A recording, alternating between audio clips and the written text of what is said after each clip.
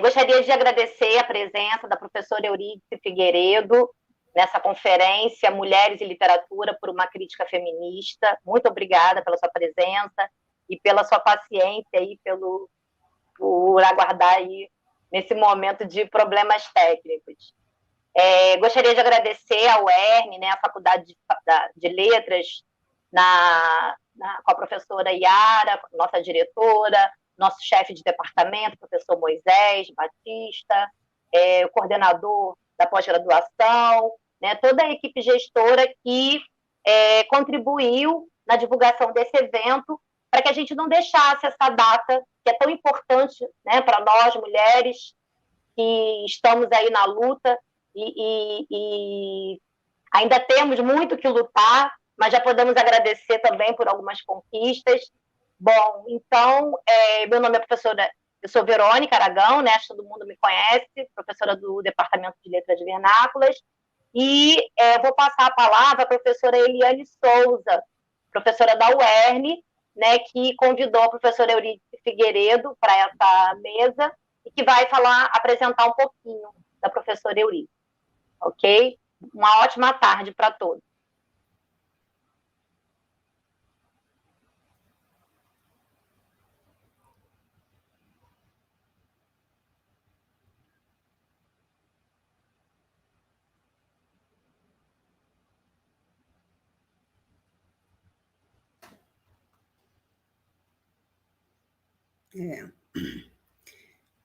Acho que a Eliane está tendo problemas com a internet dela. Eliane?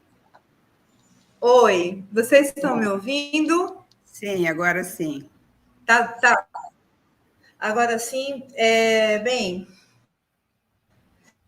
só um minutinho aqui, eu peço desculpas, né? Foram alguns imprevistos de ordem mesmo da minha internet, né? Gostaria de agradecer a todos pela presença, e em especial quero agradecer a presença da professora Eurídice, né? Muito boa tarde a todos. Eu sou a professora Maria Eliane Souza da Silva e eu vou conduzir a mediação da conferência de hoje com vocês, né?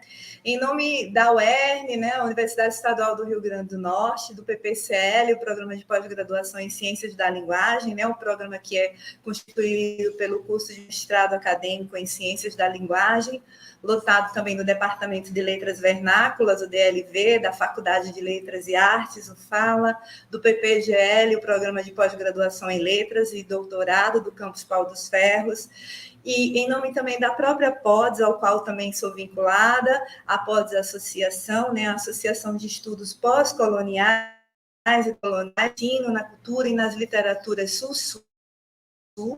A gente aula em especial da parte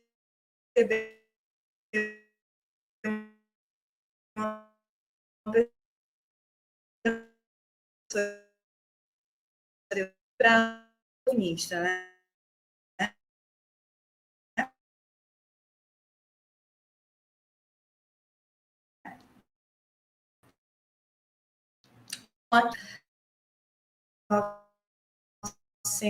Pós-graduação em literatura na Federal Fluxo bio.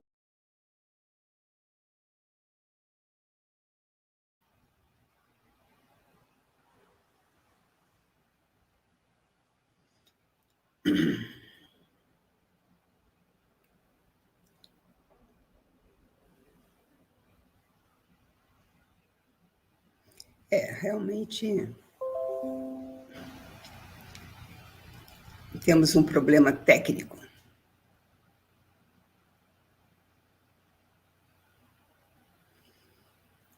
Olha, acho que eu vou começar a falar, sabe?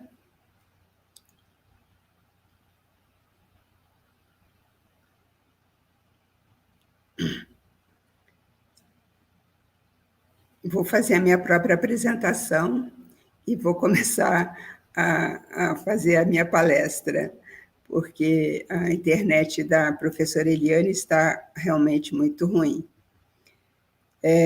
Bom, eu sou professora da pós-graduação em Estudos de Literatura da Universidade Federal Fluminense, e vou falar sobre por uma crítica feminista, que é um livro que eu publiquei em 2020.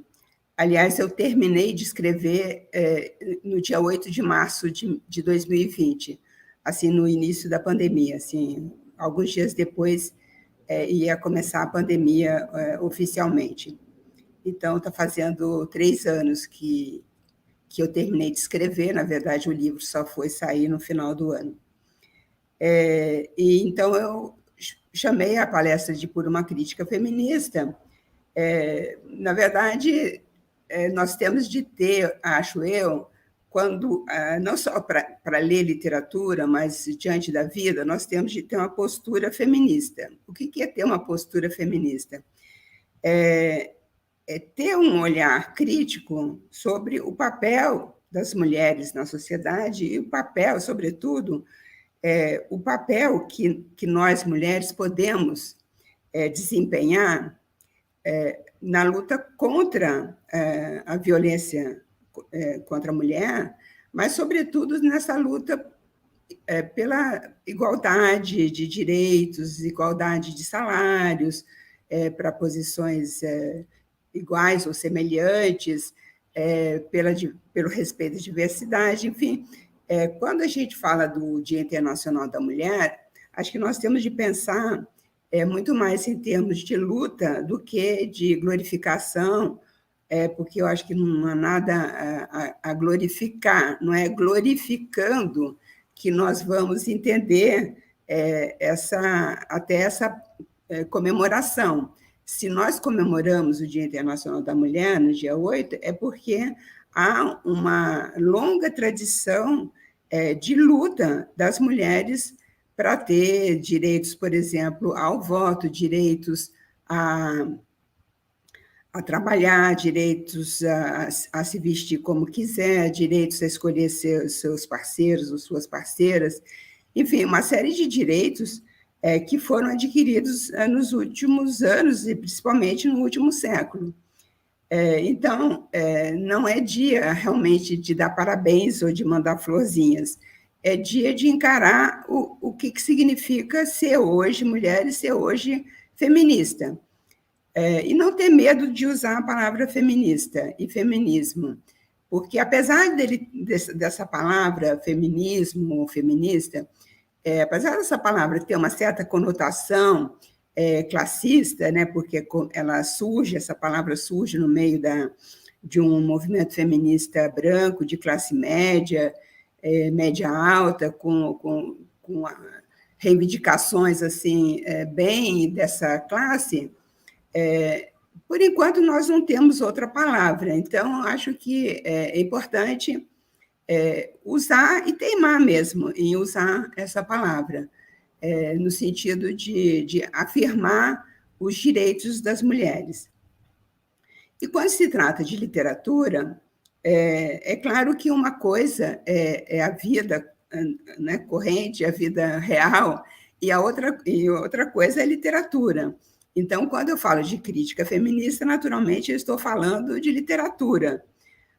Mas a literatura, se ela não representa o real, ela também não está apartada do real, ela não está desligada do real. Então, de alguma maneira, a literatura ela está transfigurando, figurando, fabulando em torno de uma experiência real das escritoras. E eu vou falar tudo no feminino, porque, na verdade, eu vou falar só de escritoras e de críticas, vou falar só de mulheres. Então, quando uma pessoa, uma escritora, escreve um romance, ela não está falando de uma vida real. Ela está criando personagens, ela está inventando uma história, mas tudo isso tem a ver com um imaginário dessa escritora a partir do que ela vê em torno de si, do que ela pensa, do que ela sonha, do que ela tem na sua bagagem, na sua experiência de vida.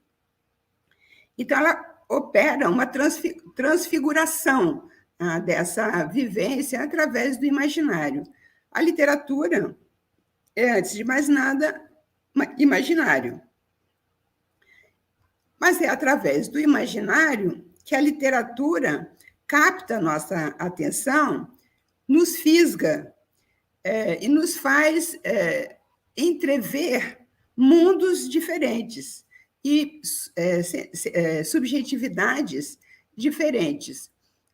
Nós temos uma vida que é singular, mas nós só podemos entender melhor outras vidas, outras subjetividades, através da relação com o outro.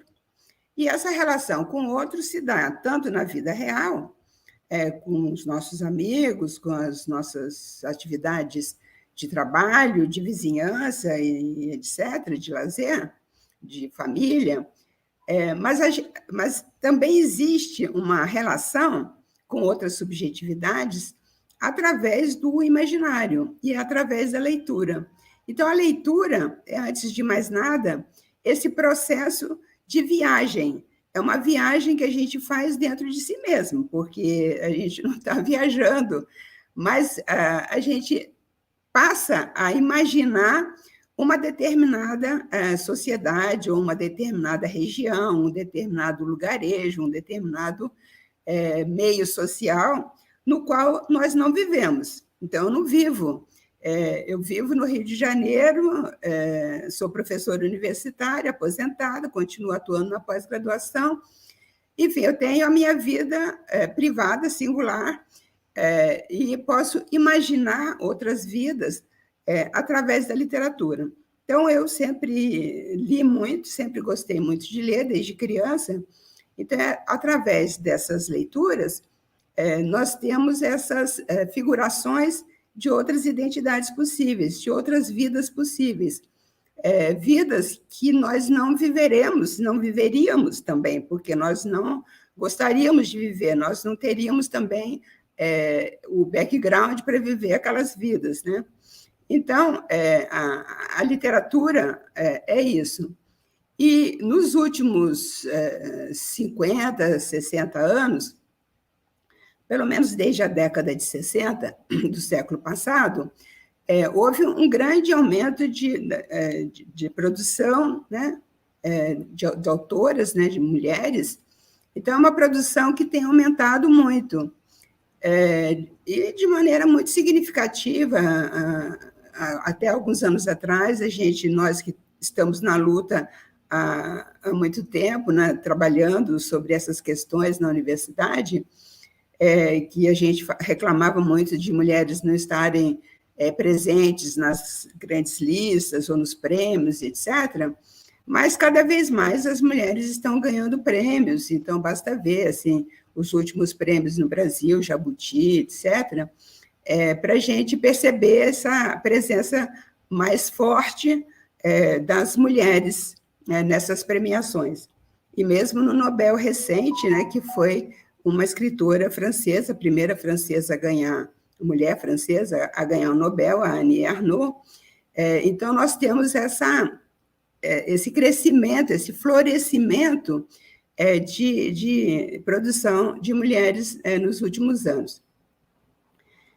E o que isso muda? O que muda para nós, mulheres, estudantes, professoras, e também para os homens, né, professores, alunos, e, enfim, homens em geral, o que muda ler mais autoras?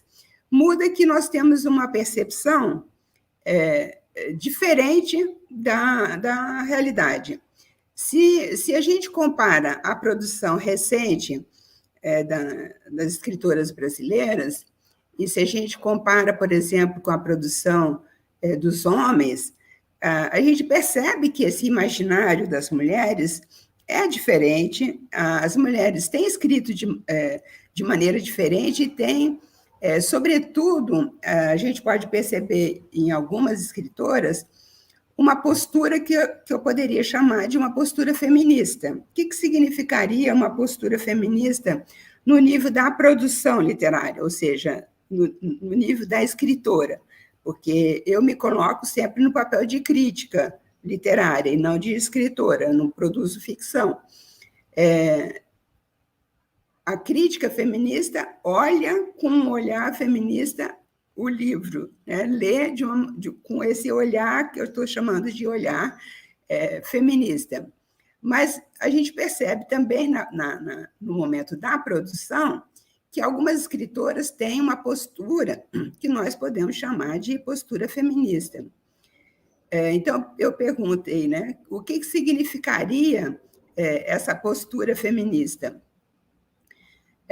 Bom, na minha opinião, a postura feminista significa que essas escritoras estão colocando em cena personagens que vivem essas questões no dia a dia, questões ligadas às relações de gênero, às relações sociais conturbadas, e essas escritoras tematizam nesses romances que eu tenho lido nos últimos anos essa violência de gênero, que é chamado normalmente de violência de gênero, mas também poderia se chamar violência contra a mulher, violência sexual, muitas vezes, mas às vezes é violência que acaba no feminicídio, enfim, vários tipos de violência que nós vemos no dia a dia. Isso nós vemos no jornal, na televisão, pela internet, para quem lê jornal na internet. Essa violência contra a mulher é uma questão que está muito presente na imprensa ultimamente. Por quê? Porque tem aumentado muito e, naturalmente, porque hoje em dia também se fala mais sobre isso, porque há 50, 60 anos atrás, provavelmente não se falava porque as mulheres não denunciavam, porque não havia espaço para essa divulgação. Então, a gente também tem que levar em consideração a atitude das mulheres. Atualmente, as mulheres são mais ativas, são mais proativas também. Então, elas denunciam mais, elas questionam mais, elas se exprimem por várias maneiras, através da literatura, mas também através da internet, das redes sociais, enfim. São muitas as maneiras hoje de se manifestar. Então, essa denúncia que aparece com mais frequência atualmente se deve a essa atitude mais ativa das mulheres. Então, eu dizia que a literatura não é uma representação do real. A literatura transfigura esse real, a transforma através da fabulação, através da criação de personagens, de histórias. São histórias fictícias, são histórias que não aconteceram dessa maneira. Mas a maneira que a escritora tem de nos atrair é a maneira como ela escreve, porque isso que faz com que a literatura seja arte, né? A arte é a possibilidade de escrever de uma maneira que ultrapasse a mera descrição ou narração fria de algum evento. Então, se a gente comparar com uma narrativa literária, com uma narrativa mais sociológica ou jornalística, a narrativa jornalística ela vai procurar ser mais impessoal e mais objetiva, enquanto que a literatura ela pode se permitir criar personagens e dar a essas personagens a vida que o autor ou a autora quiser. Você pode criar personagens extremamente frágeis, como você pode criar personagens extremamente fortes, ou fortes, porém frágeis em determinadas situações. Então, as personagens criadas por essas autoras, elas têm, assim, ao mesmo tempo, uma certa fortaleza e também as suas fragilidades. Então, eu vou dar um exemplo de um romance que, assim, fresquinho, assim, acabou de sair, que é esse romance chamado Viúvas de Sal, da Cynthia Krimler. A Cíntia Krimler é uma escritora já tarimbada, que tem vários romances e livros de contos publicados. Eu não li todos os livros dela, mas li Todos os Abismos Convidam para um Mergulho, por exemplo, que é um romance, e também li Tudo que Morde Pede Socorro, que também é um romance, e li também O Sêmen do Rinoceronte Branco, que é um livro de contos. Então, eu li 3 livros dela, esse é o 4º que eu leio. Então, vou dar o exemplo desse romance que eu acabei de ler, e também que acabou de ser publicado. Foi publicado em 2023 pela editora Patois. Para quem quiser comprar, eu sugiro que compre diretamente com a editora. A editora ela costuma vender direto ao cliente. Então, esse romance se passa num lugarzinho, um lugar pequeno, portanto, um lugar fictício, como eu disse, não, a literatura não trata necessariamente de lugares reais, e mesmo quando se trata de lugares reais, digamos, um romance que se passe no Rio de Janeiro, em Londres ou em Paris, sempre será uma cidade reinventada, porque não vai ser aquela cidade, por exemplo, tal como ela é vista pelos moradores, e nem tampouco, muito menos, pelos turistas. É uma cidade sempre, um local sempre reinventado e recortado de maneira a ser o local da ação do romance.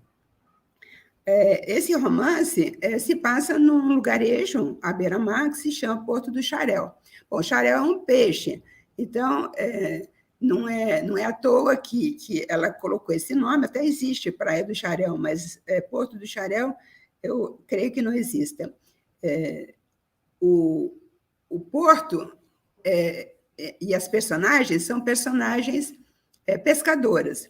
Então, vocês veem que já existe uma ruptura, digamos, uma subversão, porque, normalmente, as mulheres não são pescadoras, né? São os homens que são os pescadores. E nessa narrativa, nesse romance, essas personagens são viúvas. E são viúvas de sal, naturalmente, porque elas estão indo para o mar para pescar, então elas estão sempre cobertas de sal. Enfim, tem toda uma simbologia também no sal, né? O sal para o bem e para o mal. O sal tem uma simbologia que pode ser tanto positiva quanto negativa. E são mulheres viúvas, então são mulheres que não têm parceiros, mulheres sozinhas, ou que são efetivamente viúvas, ou que são mulheres que nunca tiveram marido. Então, eu falei de luta no início, e hoje de manhã eu até postei no Facebook uma imagem, que é o seguinte: a imagem da amizade, da cumplicidade e da ajuda mútua. Mas o que eu coloquei, na verdade, é que eu observei que os vizinhos podaram uma árvore e cortaram o cipó. E aquele cipó cortado, dele, da ponta, começaram a sair uns fiapinhos, assim, muito finos, né? Mas depois de alguns dias, esses fiapinhos eles já estavam unidos, eles estavam se enrolando. Então, eu percebi que aqueles fiapinhos estavam reconstituindo o cipó. Então, eu coloquei que a partir da música do Chico Buarque, né? Todos juntos somos fortes, não há nada a temer. Que, aliás, o show do Chico, né, a que eu assisti recentemente, começou com essa música dos Saltimbancos, né? Então, eu coloquei todas juntas somos fortes, não há nada a temer. E o romance Viúvas de Sal, da Cíntia Krimler, trata justamente dessa união de mulheres. E elas só resistem porque elas são elas se unem para criar essa cooperativa de pescadoras. E, fundamentalmente, tem uma líder, que é a Tonha, e tem as outras mulheres com as suas histórias, cada uma com uma história mais interessante para quem lê. São histórias que captam o nosso interesse, a nossa atenção, evidentemente porque elas são muito bem costuradas e entramadas. Então, tem uma personagem, por exemplo, que vem da Guiné, então, num país muçulmano, um país que procura, que ainda faz a excisão do clitóris, essa violência contra a mulher que é praticada em muitos países na África.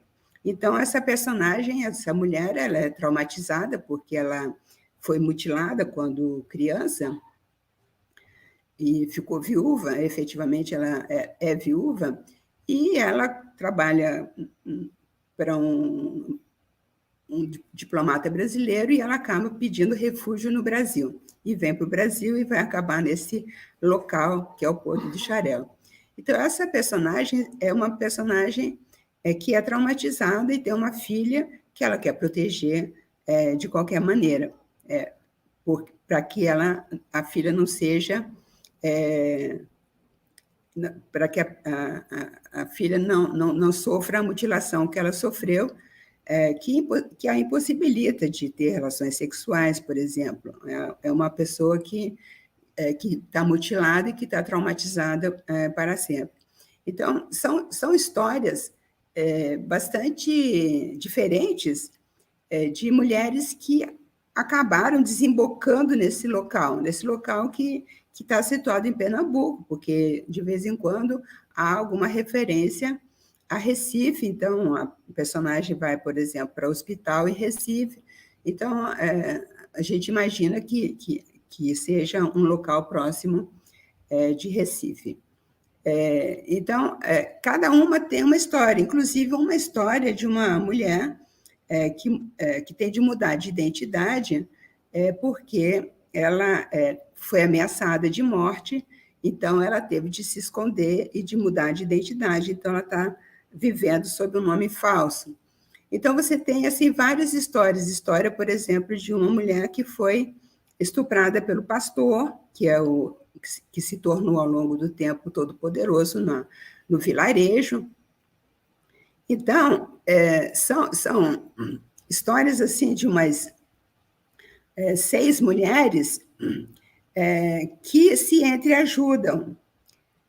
E essas mulheres, isso só é possível, essa sobrevivência dessas mulheres, porque elas se entreajudam. Porque quando uma não tem nada o que comer, não conseguiu pescar, e o romance também resgata o fato de ter havido a pandemia. Durante a pandemia, elas tiveram ainda mais dificuldade para pescar e vender os seus peixes, né? Então, você tem, de um lado, essas mulheres. Eu não gosto de usar esses termos, assim, esses neologismos como sororidade. Eu acho que é uma palavra que eu não gosto, tem implicância, é um pouco liberal demais para mim, para o meu gosto, mas eu prefiro dizer que que é a união das mulheres que faz com que elas possam se ajudar e sobreviver. E, por outro lado, nós temos assim, a presença, sobretudo, desse pastor assim, muito poderoso, muito violento, que persegue a sua própria filha, que é lésbica. Então, ele praticamente é o indutor de um crime contra a sua própria filha. Então, você tem, assim, de alguma maneira, você tem nesse romance essas ideias, né, que estão circulando na imprensa, mas já transformadas esteticamente de modo que você penetra nesse ambiente e compartilha com essas mulheres essa experiência, que é uma experiência única, porque eu que leio esse romance no meu sofá no Rio de Janeiro, não vivo nenhuma dessas experiências. Então, é só através da leitura que eu posso vislumbrar o que pode acontecer com mulheres nessa situação de vulnerabilidade.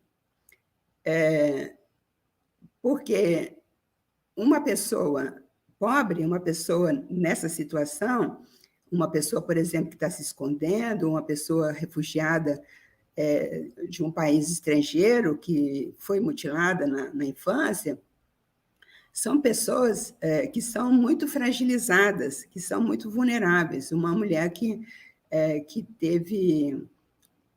foi estuprada aos 14 anos, teve um filho que foi sumido, né? Que a mãe dela sumiu com a criança e ela descobre só muitos anos depois que essa criança existe. Ela sobreviveu, foi adotada, né? A mãe dela deu a criança e alguma família adotou essa criança. Então, são experiências absolutamente traumáticas que nós podemos nos solidarizar e entender essas situações ao ler. Por isso que eu sempre digo que a literatura é uma viagem sempre. E não é à toa que o tema da viagem é um tema assim que aparece na literatura desde o início, desde que a literatura é escrita, né, por Homero, a Odisseia, por exemplo.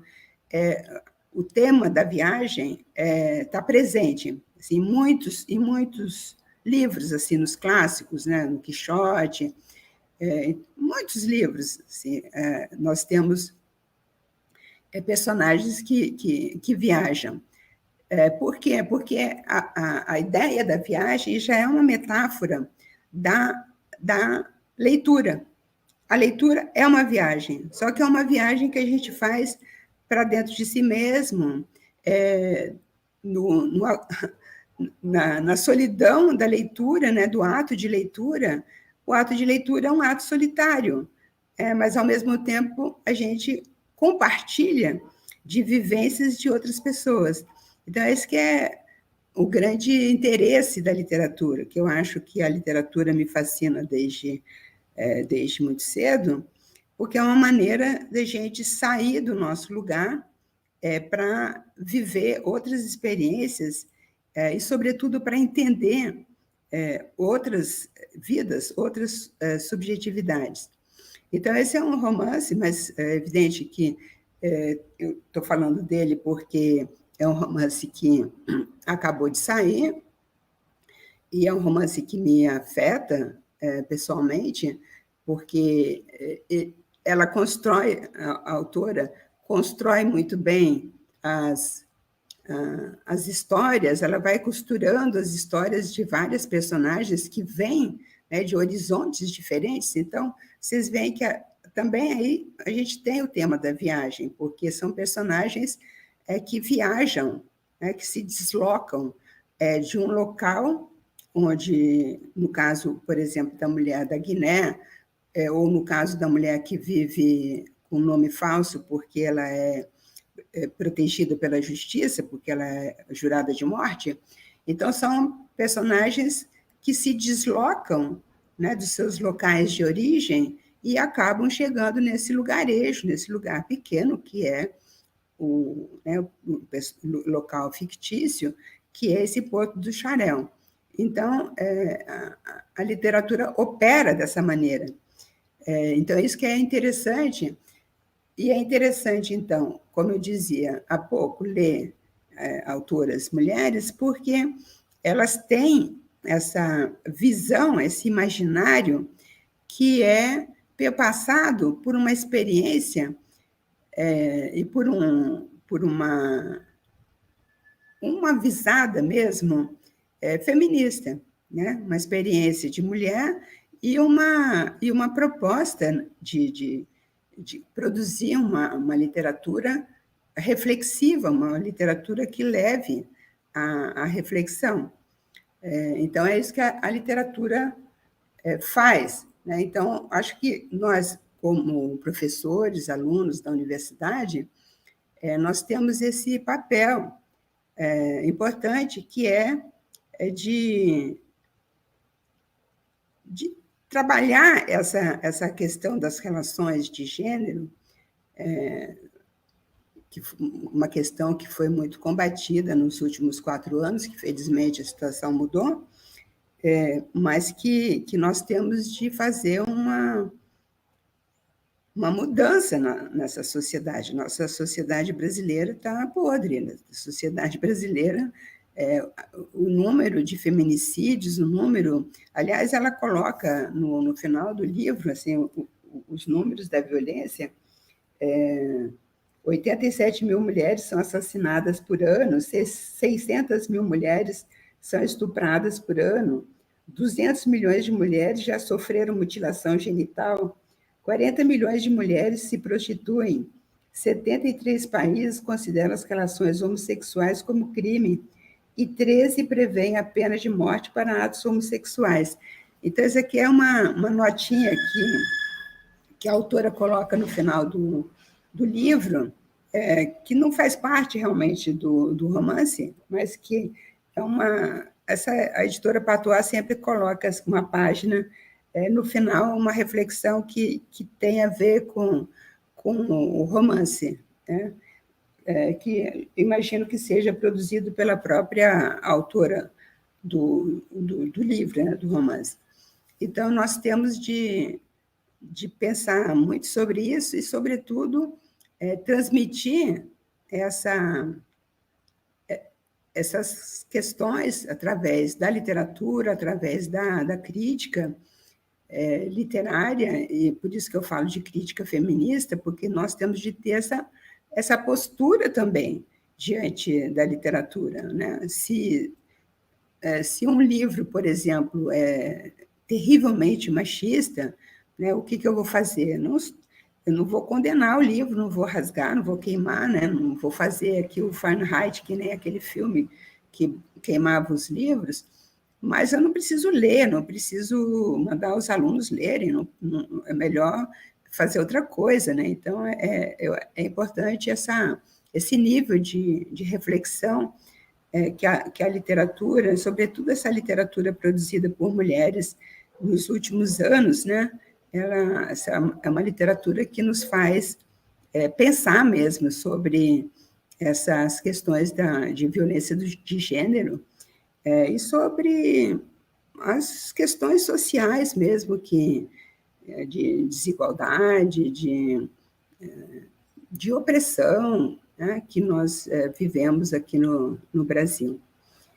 Eu acho que é isso. A gente pode conversar agora, se vocês quiserem fazer perguntas. Espero que a Eliane tenha consertado a sua internet.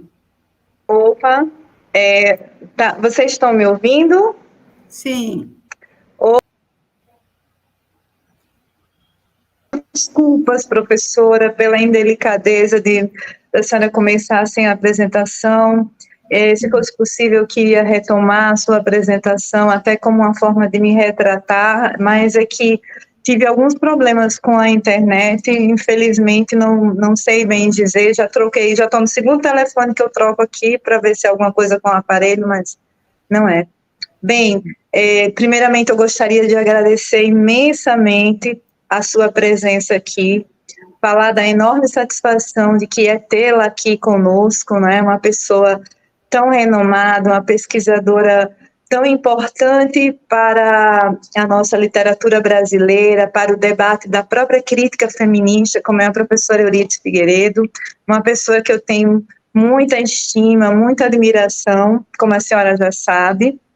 E eu queria retomar aqui os agradecimentos e a apresentação a todos, né, em nome da universidade, né, Universidade Estadual do Rio Grande do Norte, do programa do PPCL de pós-graduação em Ciências da Linguagem, né, um programa que é constituído pelo mestrado acadêmico em Ciências da Linguagem, lotado pelo Departamento de Letras Vernáculas, DLV, em nome do professor Moisés, né, em nome também da Faculdade de Letras e Artes Fala, da direção em nome da nossa professora Yara, e do programa também de pós-graduação em Letras e Mestrados do Campus Pau dos Ferros, PPGL, em nome do nosso coordenador, professor Wellington, e também em nome de agradecimento da PODES, né? A PODES é uma associação, né? A Associação de Estudos Pós-Coloniais e Decoloniais no Ensino e na Cultura e nas Literaturas Sul-Sul, que também ofereceu esse canal para que a gente pudesse estar aqui discutindo. E, por último, agradecer imensamente, novamente, a professora doutora Eurídice Figueiredo pela brilhante conferência, né, intitulada Mulher e Literatura por uma Crítica Feminista. Para aqueles que não conhecem, que eu acho muito difícil não conhecer, nunca ter ouvido falar na professora Eurídice, a professora Eurídice, ela é doutora pela Universidade Federal do Rio de Janeiro, 1980. A professora atua no programa de pós-graduação em Estudos da Literatura na Universidade Federal Fluminense. Publicou A Nebulosa do Autobiográfico, né, Vidas Vividas, Vidas Escritas pela ZUC. Outro livro também, O Janelas para o Mundo, Literatura Comparada, Autores Estrangeiros, que você precisa conhecer, com Ana Frederich, né, do EDUF. Por uma Crítica Feminista, Literaturas Transversais de Escritoras Brasileiras, também pela ZUC, 2020, e a Literatura como Arquivo da Ditadura Brasileira, pelas Sete Letras, em 2017, Mulheres ao Espelho, Autobiografia, Ficção e Autoficção, pela EDU, de 2013. Representação de Etnidades, Perspectivas Interamericanas de Literatura e Cultura, pelas Sete Letras, em 2010, Construção de Identidades Pós-Coloniais na Literatura Antilhana, né, pela EDUF, 1998, e além de artigos, obras coletivas, revistas nacionais e internacionais, a organização de vários livros, né, várias lives daí que nos enriquece cada vez mais, né, com todas as suas pesquisas. E a professora, ela é pesquisadora 1B do CNPq, para quem quiser acompanhar, conversar ou falar com a professora. O e-mail dela é euridicefig@gmail.com, né? Então, aqui é só uma apresentação sucinta da professora Eurídice, né? E, assim, há algumas perguntas aqui, deixa eu verificar aqui se dentre ocorrem algumas perguntas. Eu queria agradecer pela brilhante explicação, pela brilhante explanação que a senhora deu. Deixa eu só verificar se aqui no chat há alguma pergunta. Não, mas, oi? Não tem pergunta aqui, não. Não tem perguntas, né? Então, assim, de uma forma geral... de uma forma geral, né, professora, o seu livro Críticas Feministas é um livro muito interessante e ele traz toda essa questão da própria perspectiva da crítica feminista ao longo do tempo, né, em que a senhora vai trazer essas mulheres à frente desse sistema patriarcal, né? Tem aqui Verônica, né? Esse dia deve ser lembrado pela marca As Lutas Históricas e pelos Direitos da Mulher, sim. Então, assim, diante dessa frente ao sistema patriarcal, a senhora aborda justamente essa resistência em relação das escritas das autoras, né, diante do sistema. E a senhora chega até a citar a Maria Valéria Rezende, né, como uma dessas que vai justamente entre meios aí a quebra dessas temáticas polêmicas, né, como o tabu, como o erotismo, como a questão do estupro, que a senhora também citou ainda há pouco, a questão do incesto, a questão do próprio estupro, né, em relação aí. A gente fica perguntando aqui, assim, nos dias de hoje, quais seriam, para essas pessoas, a gente agora está falando para um público amplo, né, desde a graduação, a professores, a pesquisadores e a alunos de pós, quais as obras literárias que hoje a senhora indicaria a esse jovem acadêmico que quer ingressar e estudar a crítica feminista diante desse âmbito da literatura brasileira? Como essenciais, assim, para começar esse estudo. Você está perguntando obras de crítica ou obras literárias? Ambas. Vamos começar pelas literárias, as quais a gente poderia pensar assim como as mais significativas para a gente identificar essa questão da própria inscrição na autoria da crítica feminista.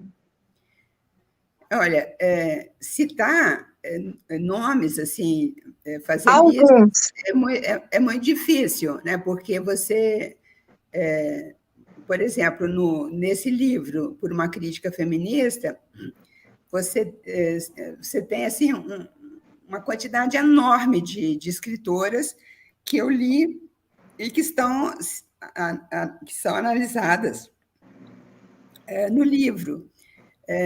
Então, meio que impossível, né, citar um nome ou mais de um nome, né? Claro que você falou da Maria Valéria Rezende, que é uma escritora que já foi premiada, uma pessoa bastante conhecida, já uma criadora, inclusive, daquele Mulherio das Letras. Você tem a Maria José Silveira, você tem a Cíntia Krimler, que eu citei, analisei na palestra. Você tem muitas escritoras, você tem a Adriana Lisboa, você tem muitas escritoras, Tatiana Salem Levin, que publicou um livro muito forte sobre estupro, que se chama Vista Chinesa, o ano passado, no ano retrasado, 21 ou 22, acho que 21. Então, você tem assim, muitas mulheres de todas as idades, né? Tanto as mais velhas, como Maria Valéria, como as mais jovens, como Sheilis Manioto, pessoas muito jovens mesmo. Anita Deac, pessoas que... nós temos escritoras nascidas nos anos 80, até 90. Então, existe uma produção imensa. Nesse meu livro, você tem assim, um inventário bastante grande já, tanto da produção quanto da reflexão crítica. O que a gente pode ver como aspectos, né, do que eu chamei, né, do que eu quis focalizar, que é a questão da crítica feminista. É isso. Você tem também assim, um dado importante que está presente lá no meu livro, mas que está presente também no último, que é o Nebulosa, do autobiográfico, uma presença também das escritoras negras, né, que é uma questão que é importante no nosso país, em que metade da população é negra. É importante observar como que tem surgido cada vez mais escritoras negras que têm publicado muitos romances, como a Eliana Alves Cruz, Conceição Evaristo, né, tantas outras. Sim. É importante a gente sublinhar sempre esse aparecimento, né, de novas vozes também, a presença atualmente que começa a se tornar mais sensível, mais aparente, da literatura e da reflexão filosófica, mais epistemológica, dos indígenas brasileiros também, né? Então, são muitas as vertentes, e é evidente que cada um vai procurar aquela vertente que mais interessa, né? A vertente mais histórica, né? Romances mais históricos, romances que tematizam questões como o erotismo, a sexualidade, o incesto, o estupro, o aborto, enfim, a violência doméstica. Então, são muitos os aspectos e as vertentes. Então, é preciso saber o que nós estamos, principalmente pensando nos alunos, nas alunas que estão nos escutando, né, o que elas querem ler mais, né, mas é evidente que para escolher você também tem que ter uma certa abertura de horizonte, porque se você não tem assim, esses dados materiais, né, sobre essas informações, é difícil começar. Então, é por aí. Acho que o meu livro dá assim, uma boa abertura de perspectiva, de horizonte, sabe? Uhum. Certo. Tem uma pergunta também aqui, só colocando aqui, a Ana Maria Vieira Silva, ela coloca para a senhora. Perdão. Tão bom ouvir, Eurídice, você é uma grande referência. Você é uma grande referência em minha vida. Coisa linda, né? Não só por ter sido minha orientadora no doutorado, mas por toda essa, desculpa, produção que você tem nos legados desses anos, né? Desculpa, fiquei rouca, se eu tomar só um pouquinho d'água. Obrigada, Ana Maria. Ana Maria, que fez a tese de doutorado sobre Ana Maria Gonçalves, o romance Um Defeito de Cor. Muito bom. Tem uma pergunta também da professora Verônica, você pode passar, Rai, por favor, novamente? Há uma pergunta da Verônica. A Verônica pergunta o seguinte, da professora Verônica Palmira Salme de Aragão. Pensando na crítica literária, qual a sua avaliação dessa crítica brasileira às escritoras, sobretudo as negras, né? A senhora já havia colocado aí, até citado o nome da Conceição Evaristo, né? Ela está fazendo essa indagação. Essa é uma área, né, uma vertente que tem crescido muito, como eu disse. Conceição, eu conheço Conceição há muitos anos, há uns 25 anos. Conceição foi, inclusive, minha aluna na UF. Legal. No final dos anos 90, quando ela começou o doutorado na UF. Fui da banca da Conceição, enfim, é uma pessoa que não só eu conheço há muitos anos, como eu admiro e de quem eu gosto muito.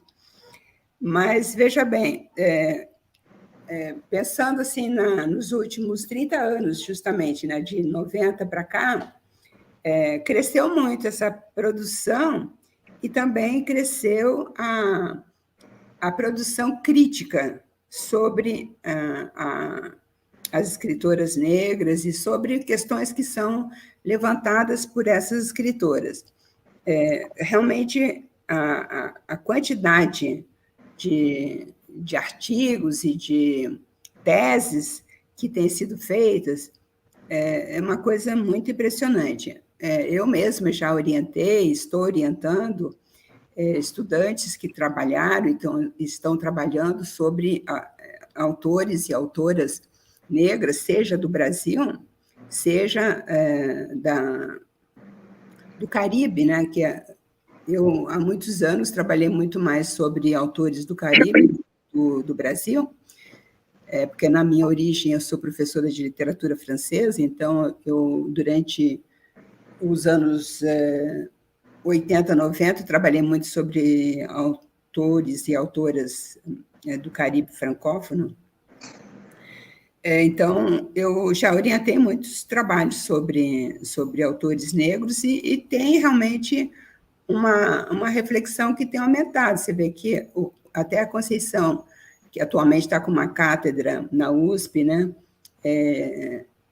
Então, ela tem, assim, ela criou, inclusive, uma casa, né, sobre escrevivência. Então, é um conceito que ela criou e que tem sido objeto, né, assim, de muitas discussões, de muitas reflexões por um grupo de pesquisadoras. Então, é uma área que está crescendo e que tem também a ver, dá para perceber que a questão da literatura ela não está desvinculada da realidade. O fato de ter havido, de ter atualmente, né, a política de cotas, isso fez com que aumentasse muito a presença de alunos negros na universidade. E com essa entrada maior de estudantes, a gente também muda o perfil dos nossos alunos e muda o perfil, vai mudando também o perfil dos nossos professores. Então, esse é um dado assim que, para quem é mais velho, como eu, que tem observado, tem acompanhado o desenvolvimento, né, dessas questões no Brasil, é importante a gente observar isso. Uhum. Eurídice, você trata os seus livros, a sua escrita, a sua pesquisa de uma forma geral, ela não termina num discurso panfletário, né? Ela não se insere não recai sobre um fundamentalismo, né? Pelo contrário, a sua discussão, ela sempre traz um campo de problematização para a gente pensar essas personagens, né, tanto da própria literatura, como da própria crítica, né, feminista de uma forma geral, e para a gente analisar também como que essas autoras, elas são inseridas nesse campo de um silenciamento ao longo de um processo histórico, né, que você sempre efetua, mas também num campo de um certo apagamento ao longo dos anos. Eu queria saber, hoje em dia, como é que a gente ainda pode pensar, como a gente tem ainda como agrimensar essa proporção na contemporaneidade do silenciamento, do apagamento das autoras, ou você acha que isso é uma coisa que ficou no passado, isso ainda se evidencia na atualidade? Como é que você vê isso diante de tantas pesquisas que você realiza? Olha, é claro que atualmente a visibilidade das escritoras é maior e o mundo também é diferente, porque hoje nós temos a internet, temos redes sociais, então você pode circular e você pode se tornar visível de uma maneira mais fácil, né? Você tem acesso à internet e às redes sociais de graça, então é uma maneira de se tornar visível e, eventualmente, de publicar. Hoje em dia é muito mais fácil publicar também, você pode publicar, inclusive, em e-book, você tem publicação própria, né? Você tem várias maneiras, né? Agora tem menos blogs, mas ainda existem, mas num determinado momento, muitas escritoras começaram através de blogs. Então, o silenciamento, quando se fala de silenciamento, geralmente se fala mais das escritoras do passado, do século XIX, na virada do XIX para o XX, né, até a primeira metade do século XX, são muitas as escritoras que publicaram, né, que são pouco estudadas. Então, a gente nota, por exemplo, na grade curricular dos cursos de letras, que tem poucas mulheres, né?